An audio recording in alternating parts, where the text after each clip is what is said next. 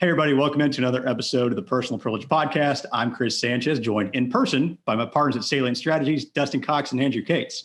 And joining us this morning, you know her as the newest member of the Texas Senate. It's Senator Sarah Eckhardt. Senator, good morning. How you doing?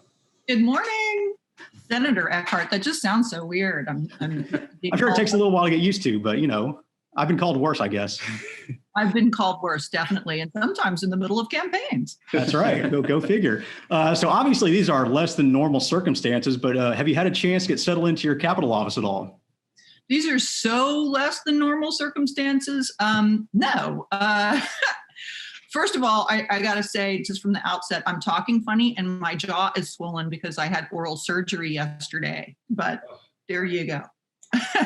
Wishing you a speedy recovery, hoping you're on the mend there. Yeah. Well, thanks. I feel like I'm in good company. I feel like, I look like Marlon Brando in The Godfather, but I could also look like Christian Bale in Vice or maybe even Russell Crowe in The Loudest Voice. So I figure I'm in really good company. There you go. It's not bad. Well, it's a good idea to get it out of the way now before session starts, for sure. Well, that's the thing. I actually had oral surgery scheduled for March, and then we closed everything down, and I called my oral surgeon and said, I don't want to take up personal protective equipment in March. And he said, well, we're going to be closed anyway, so get the hell out of here. So there you go.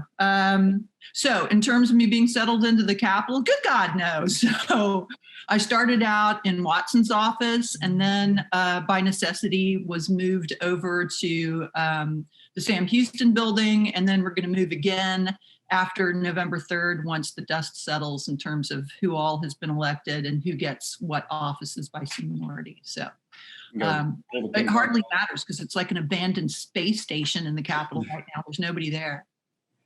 Yeah, I don't think any of us have been at the Capitol since February. Yeah, coming up close to 8, 9, 10 months maybe. Yeah. It's kind of weird. Did y'all ever see the movie Silent Running? I did not. It's Bruce Dern in an abandoned space station with 3 little robots.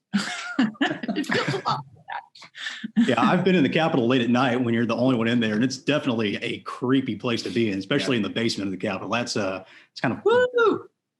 Yeah, the basement of the Capitol is super creepy. Do you remember when the Capitol used to be open 24/7? Yeah. Yep. Yeah, I used to go in there, when the bars closed down and lay on the cool, terrazzo tile and the rotunda and just lay there and stare up at the ceiling at like 3:00 in the morning.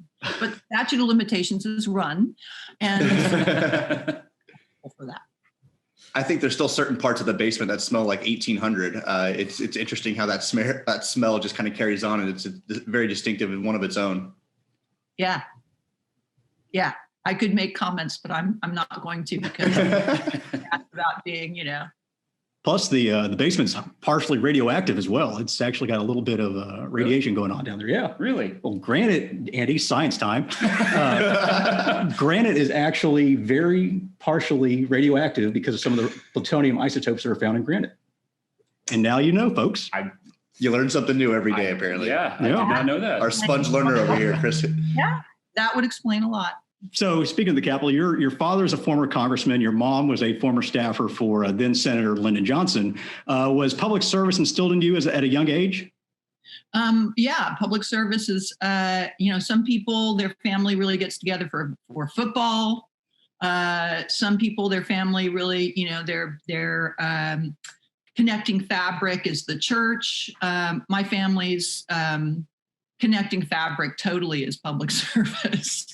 I tried to stray off into theater for a while and then realized this was just my lame attempt at telling, at serving and telling other people's stories in order to, change society. So I came crawling back like I've described it to some people. It's like growing up in a family of used car salesmen. It's really hard to not be a used car salesman.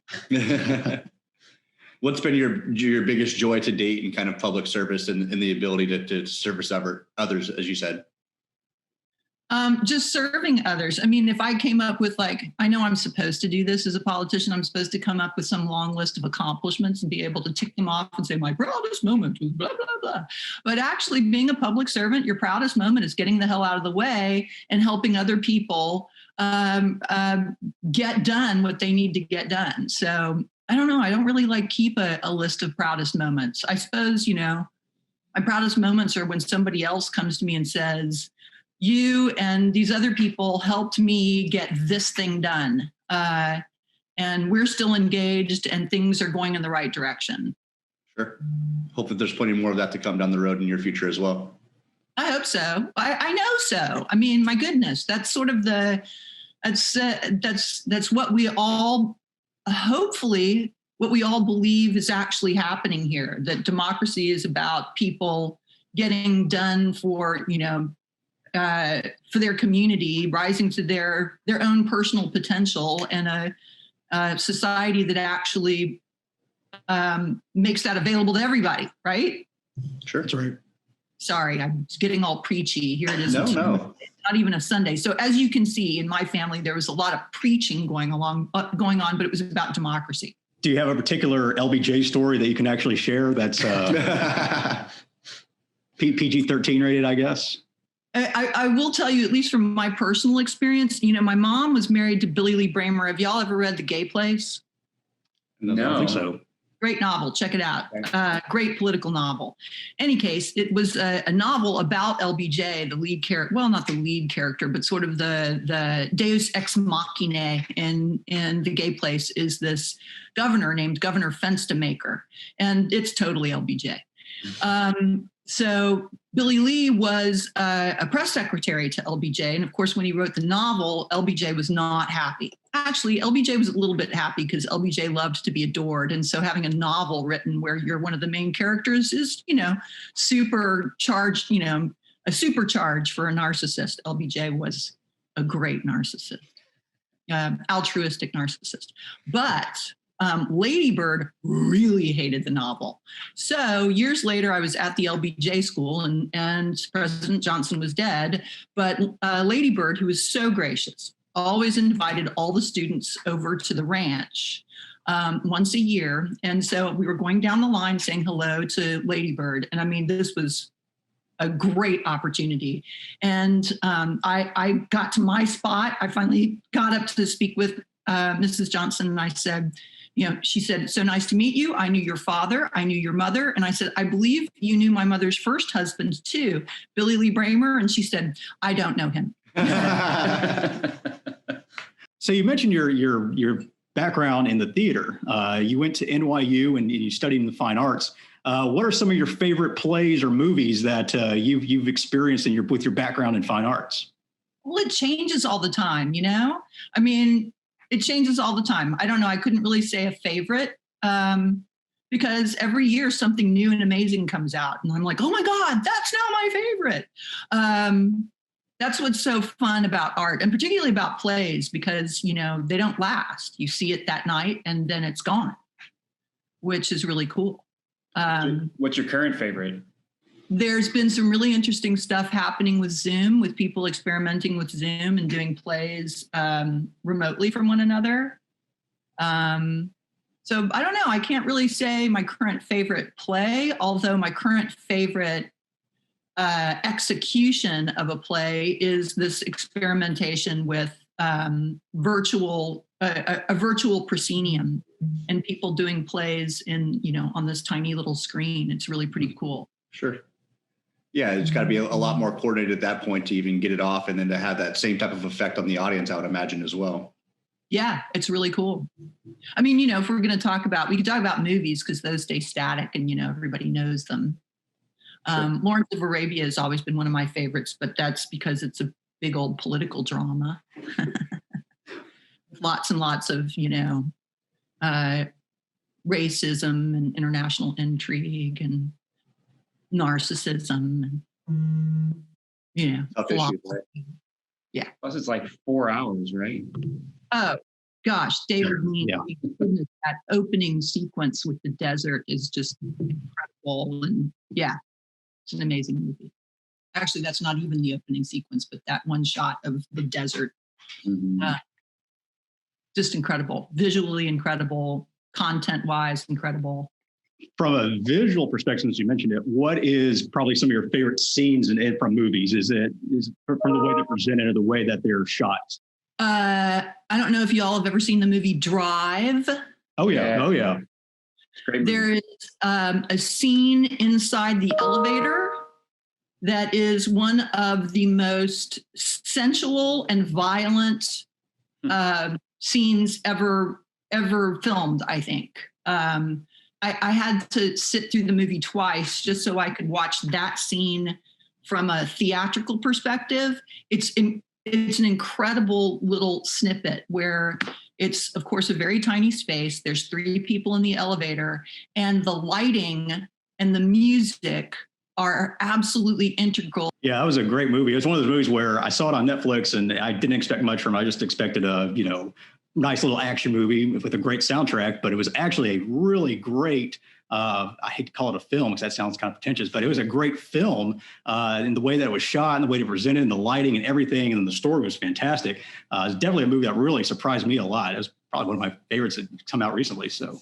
Yeah, and there's hardly any dialogue. If you get a chance to see it on the big screen, do, because the way those shots are framed up and the lighting is really masterful, I gotta say. And the soundtrack, of course, is, Yeah, the soundtrack's amazing. Yeah. Do you think that not being able to go to the movie theater takes away from being able to watch a movie? Like these days, we're all at home. We got to watch it on TV. Is there something visceral about going to the movie theater? Y'all are sitting closer than 6 feet. No masks. So what's the deal? Are y'all like your COVID cluster? Y'all are your chosen cluster? Yeah, that's right. We're our pod. That's right. That's right. You're the COVID pod. All right, I get it. So, how do your households feel about that? Are they all good with that? Yeah. I mean, we gotta work. We gotta do our stuff. Business has to run. We all make sure we're good to go, and then first person that coughs those out of here. Yeah. So. Yeah. So this is where I've been like doing everything for the last 7 months. This is my attic. And so the attic and me have become very good friends. Mm-hmm. What a beautiful Another great movie. Room was a great movie. Room.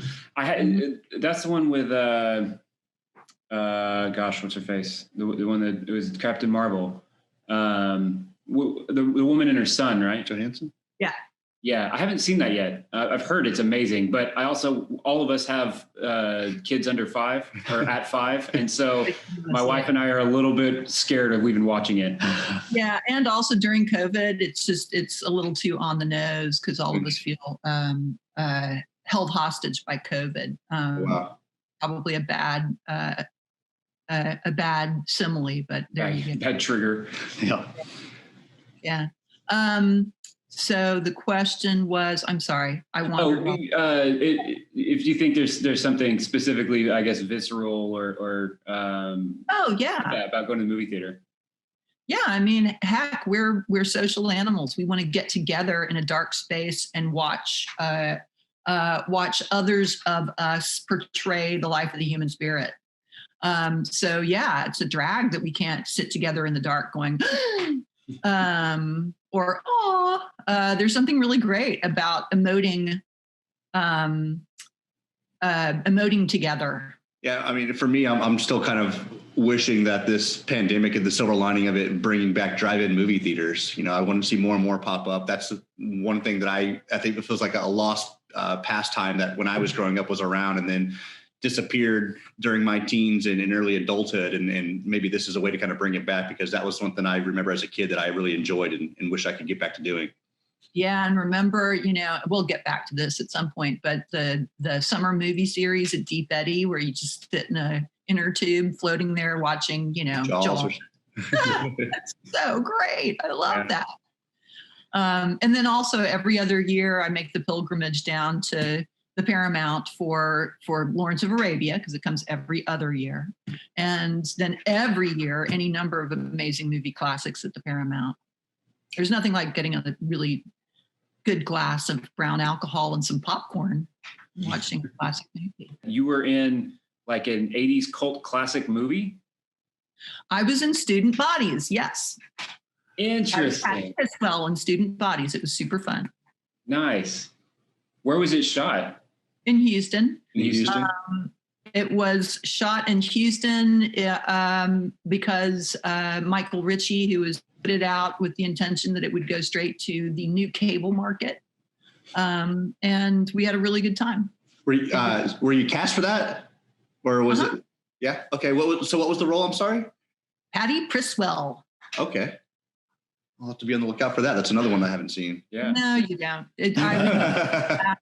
I wouldn't call that a film. Yeah. Well, Senator, we really do appreciate it. Best of luck to you. Hopefully you're able to get in and get settled into your office sometime soon. Session is right around the corner. We really do appreciate it. And let's talk some movies next time. I'm a big fan of movies. I think we all three are. So we'll set up some movie time maybe sometime down the road when it's safe.